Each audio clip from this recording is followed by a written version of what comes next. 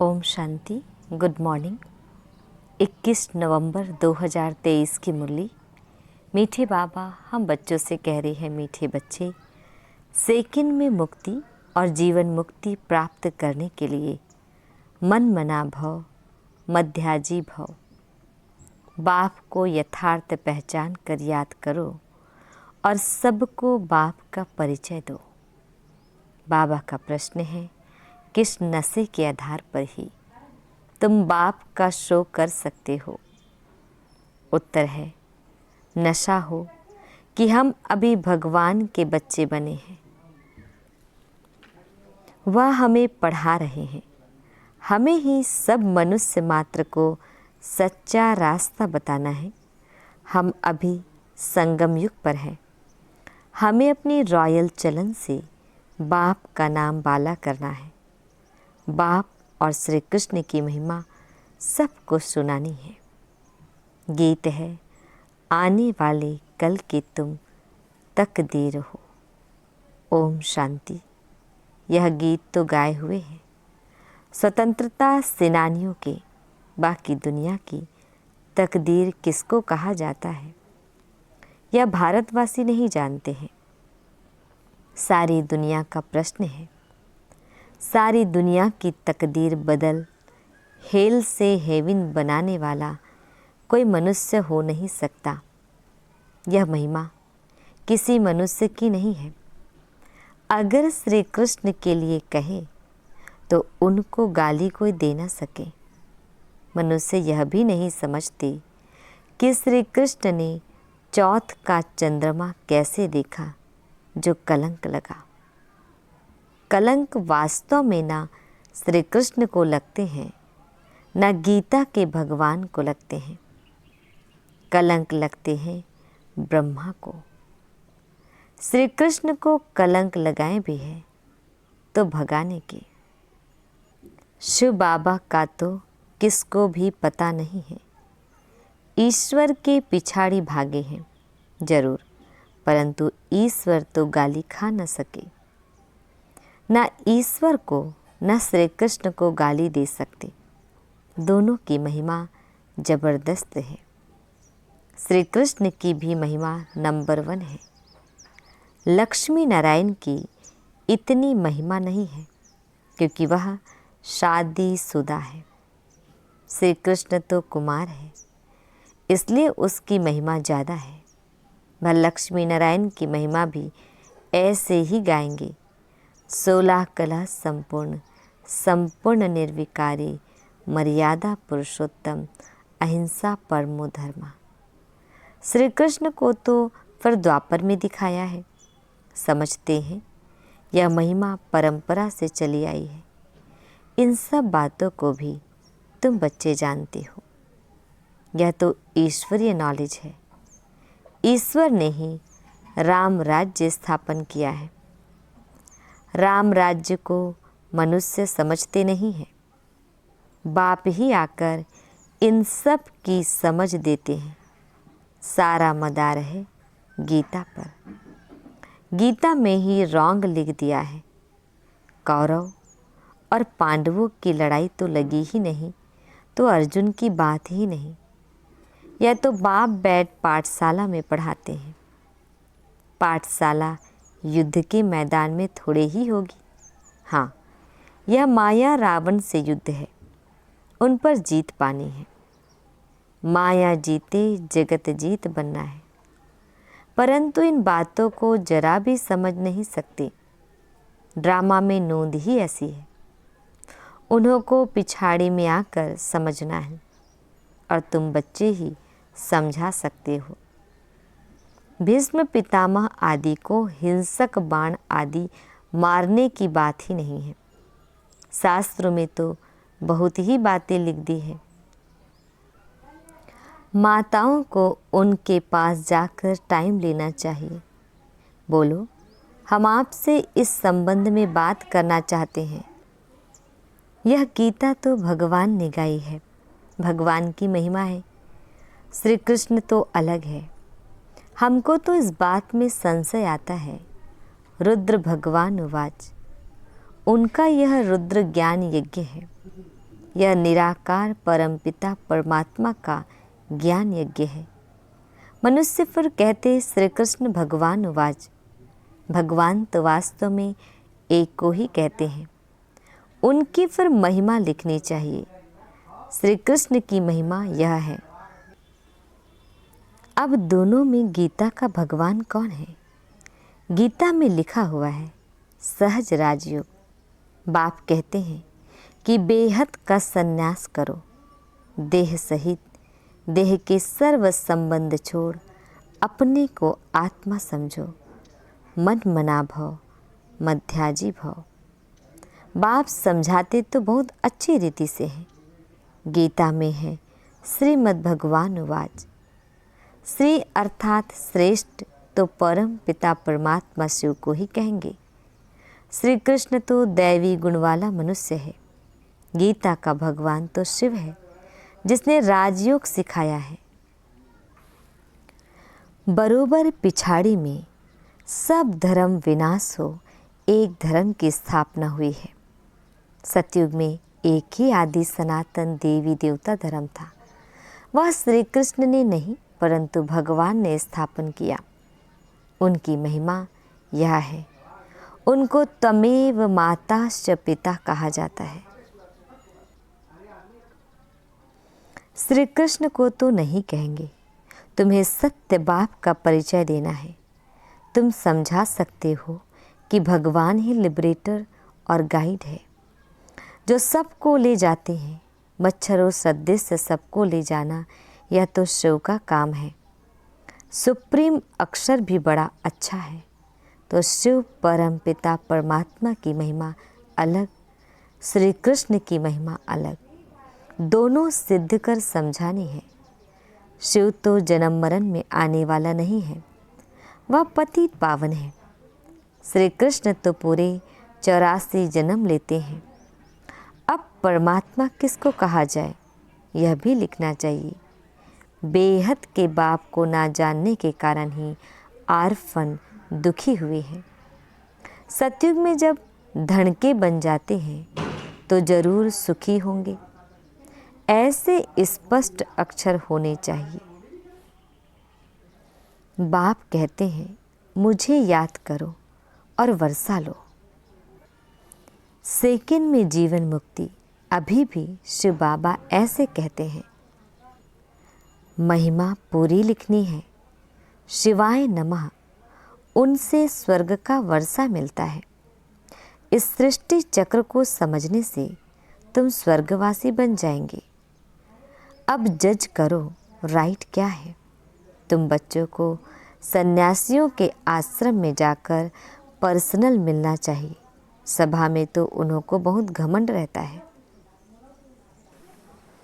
तुम बच्चों की बुद्धि में यह भी रहना चाहिए कि मनुष्यों को सच्चा रास्ता कैसे बताएं।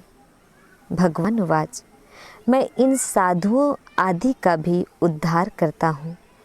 लिबरेटर अक्षर भी है। बेहद का बाप ही कहते हैं मेरे बनो। फादर सोज सन, फिर सन सोज फादर। श्री कृष्ण को तो फादर नहीं कहेंगे, गॉड फादर के सब बच्चे हो सकते हैं। मनुष्य मात्र के तो सब बच्चे हो ना सके, तो तुम बच्चों को समझाने का बड़ा नशा होना चाहिए।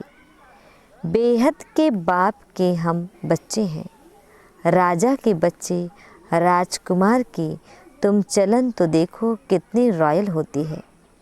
परंतु उस बेचारे पर, श्री कृष्ण पर तो भारतवासियों ने कलंक लगा दिया है। कहेंगे भारतवासी तो तुम भी हो। बोलो हाँ, हम भी हैं, परंतु हम अभी संगम पर हैं। हम भगवान के बच्चे बने हैं और उनसे पढ़ रहे हैं। भगवान वाच, तुमको राजयोग सिखलाता हूँ। श्री कृष्ण की बात हो नहीं सकती। आगे चलकर समझते जाएंगे। राजा जनक ने भी इशारे से समझा है ना। परम पिता परमात्मा को याद किया और ध्यान में चला गया।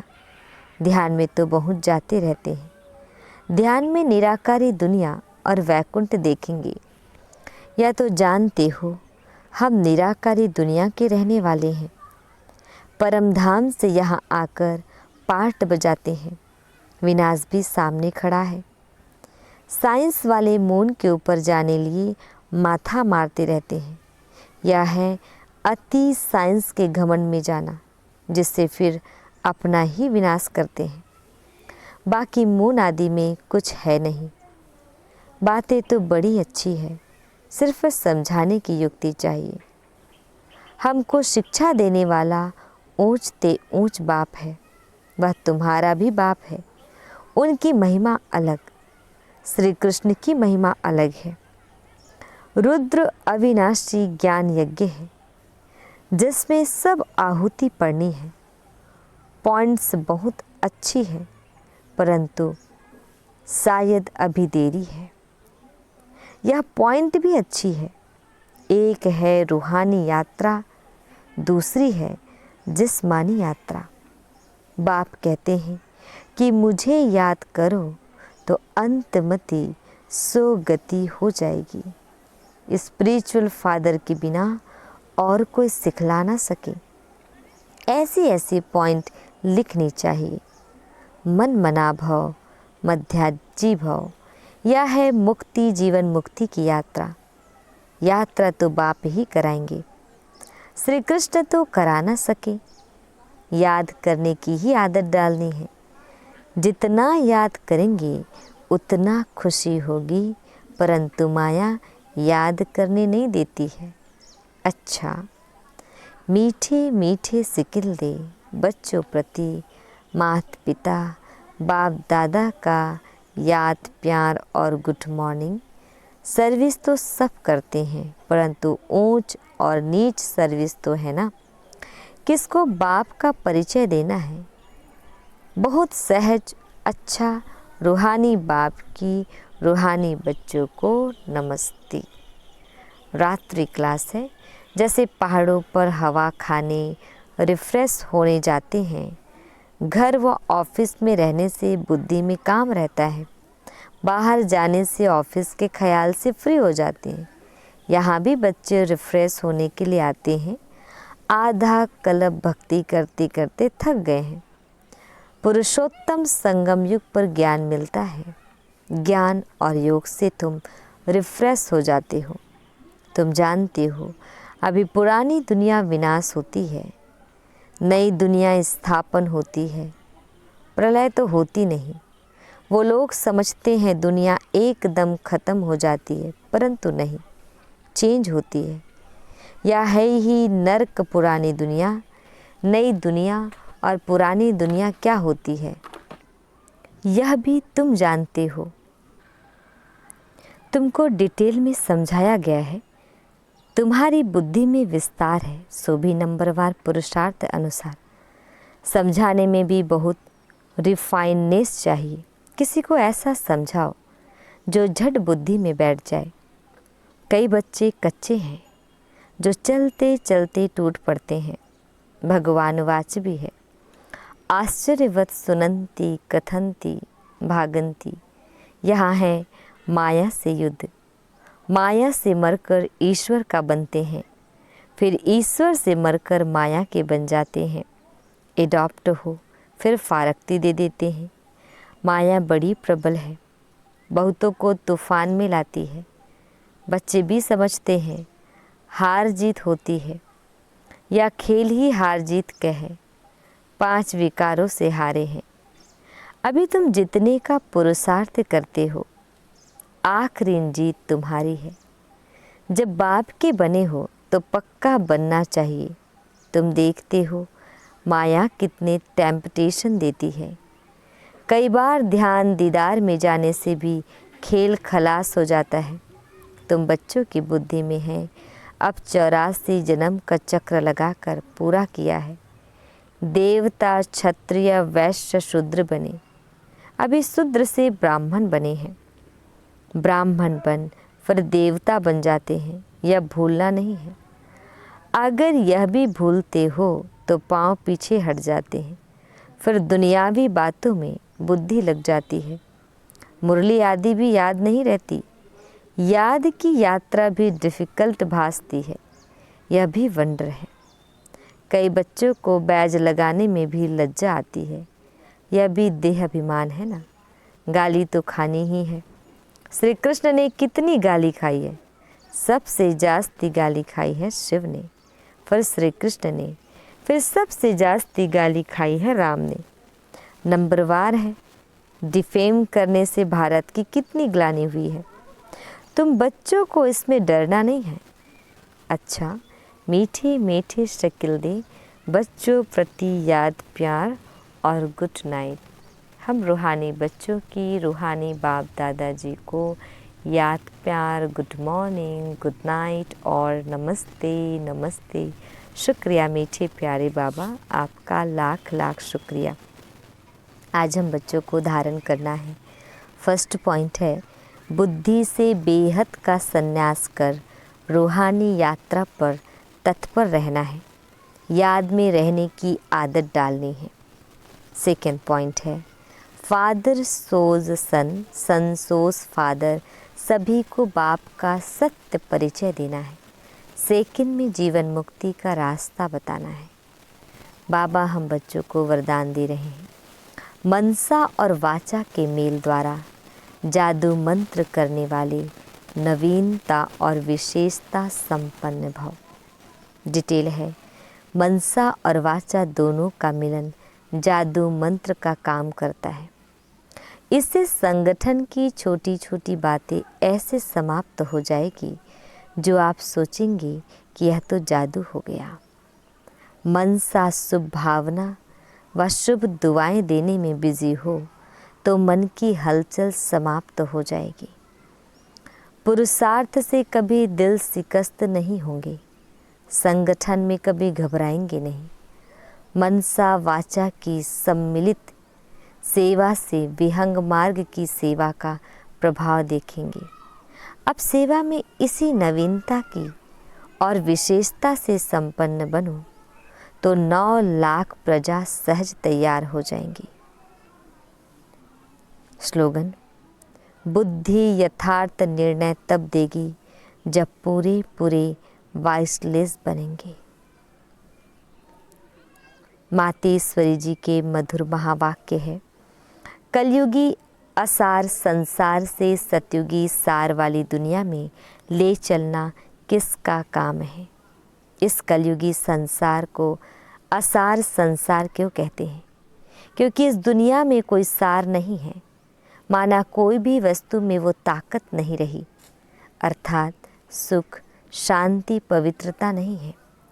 जो इस सृष्टि पर कोई समय सुख शांति पवित्रता थी, ताकत नहीं है, क्योंकि इस सृष्टि में 5 भूतों की प्रवेशता है।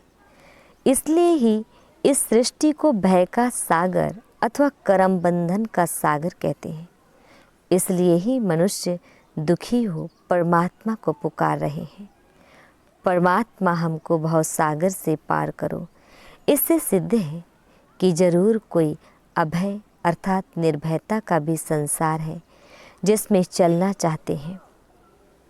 इसलिए इस संसार को पाप का सागर कहते हैं, जिससे पार कर पुण्य आत्मा वाली दुनिया में चलना चाहते हैं। तो दुनियाएं 2 हैं, एक सतयुगी सार वाली दुनिया, दूसरी है कलयुगी असार की दुनिया। दोनों दुनियाएं इस सृष्टि पर होती है। अच्छा, ओम शांति।